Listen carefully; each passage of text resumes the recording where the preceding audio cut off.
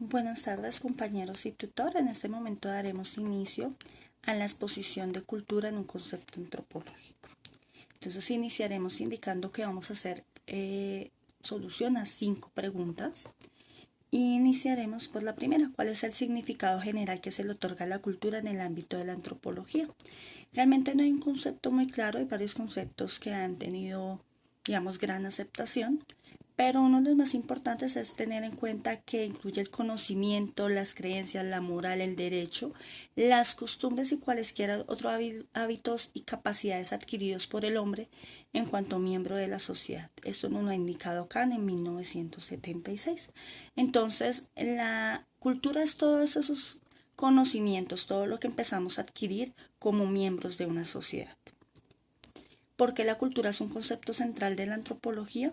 Siendo la antropología la ciencia que estudia al hombre, la cultura es muy importante, ya que lleva a estudiar por qué motivo, según la sociedad, en diferentes sociedades manejamos una cultura diferente o vemos la cultura desde un punto de vista diferente.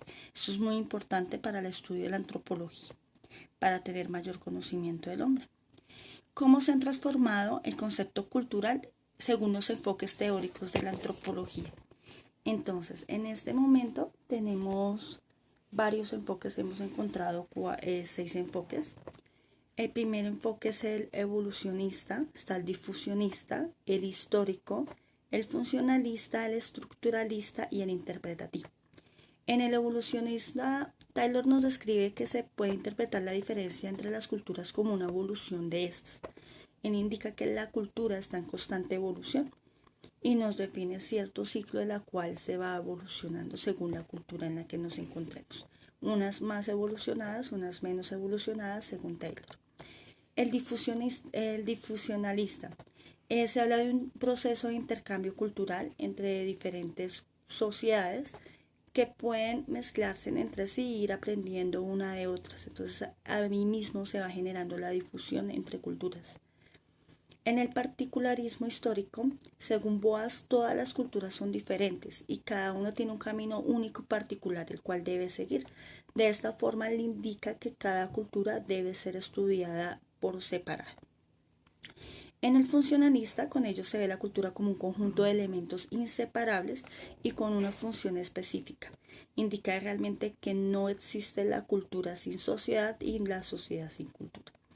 En el estructuralista, como su palabra lo dice, está totalmente estructurado y Levis Strauss lo define en 4 pasos. El primero es el estudiar los fenómenos inconscientes que se generan dentro de una cultura. La segunda es el estudio de los elementos y las relaciones que hay entre ellas. También el poner en evidencia el carácter sistémico de las relaciones funcional o no de los elementos y descubrir las leyes generales por inducción o deducción. En el interpretativo, para Hens, la cultura es pública y la forma de interpretarla difiere de las diversas formas o maneras de expresarla. Esta quiere decir que es creada por el hombre y por la sociedad y tiene distintas formas de ver en sí el mundo. ¿Cuál es la diferencia entre cultura y sociedad? Una cultura es el conjunto de comportamientos que tenemos, de creencias, de tradiciones, de lenguaje y toda serie de hábitos que podemos tener dentro de la sociedad. La sociedad es el grupo de personas que interactúan entre sí. Normalmente están situadas siempre dentro de una localización geográfica, por lo cual podemos hablar de límites entre ellas y también pueden generar un tipo de sentido de pertenencia. Vamos a ver el concepto de enculturación, relativismo cultural y etnocentrismo. En la culturación hablamos del proceso de aprendizaje que vamos teniendo desde pequeños. Desde pequeños, según la sociedad en la que nacimos, vamos creando un cierto tipo de aprendizaje. Esto es totalmente diferente según las distintas sociedades.